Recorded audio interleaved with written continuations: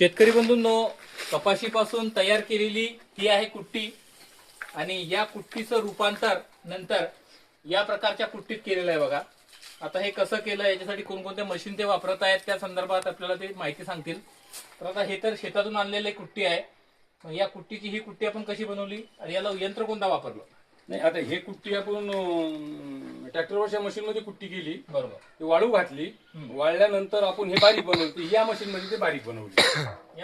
या मशीन मध्ये या मशीन मध्ये बारीक बनवली. तर कपाशीची कुट्टी बारीक बनवली, त्याच्यानंतर हरभऱ्याची कुट्टी बारीक बनवली, त्याच्यानंतर तुरीची सुद्धा कुट्टी आपण बारीक बनवली. म्हणजे या तिन्ही पोत्यामध्ये 3 पोते भरलेले आहेत. बारीक बनवली. तुम्ही सांगितलं की बा हे बारीक बनवलेली कुट्टी आपण मिक्स करतो. तर मग आपण काय करतो की 80% हे वापरतो आणि 10% हे वापरतो आणि 10% हे वापरतो, असे 100% करतो.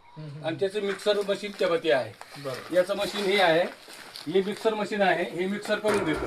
हे याच्यामध्ये टाकायचं आपण या मशीन मध्ये पाहिजे त्या प्रमाणामध्ये या मशीन मध्ये टाकायचं आणि मग आपण गुळाचं पाणी, मिठाचं पाणी इथून सोडतो.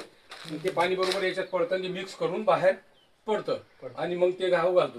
तर मी काय केलं की आम्ही टॅबलेट पहिले काढत होतो, पण ते पावडर खायला सुरू झाल्यामुळे ते टॅबलेट काढणं बंद केलं. मी की पावडरच खाता तर टॅबलेट खायला काढायचं. त्याच्यामुळे या 2 मशीनमध्येच भागू राहिला. आता जर कोणाला टॅबलेट बनवायचे असतील, उद्योग करायचा असेल, काय करायचं असेल तर टॅबलेट करून करू शकतो तयार. नंतर या मशीनचा रोल चालू होतो. रोल चालू. ठीक आहे.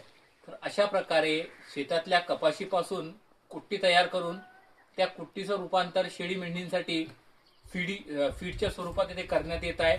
आणि चाऱ्याची जी सगळ्यात मोठी समस्या आहे शेळी मेंढी फार्म मध्ये, ती समस्यावर त्यांनी या प्रकारचं समाधान इथे शोधलं आहे. एक डिटेल व्हिडिओ आपण त्यांचा रेकॉर्ड केलाय, ते तुम्हाला आपल्या युट्यूब चॅनलवर नक्की पाहायला मिळेल. आज वेळात वेळ काढून त्यांच्या या प्रयोगासंदर्भात माहिती श्री दादाराव हटकर यांनी आपल्याला दिली, याच्यासाठी आपण त्यांचे आभारी आहोत. धन्यवाद.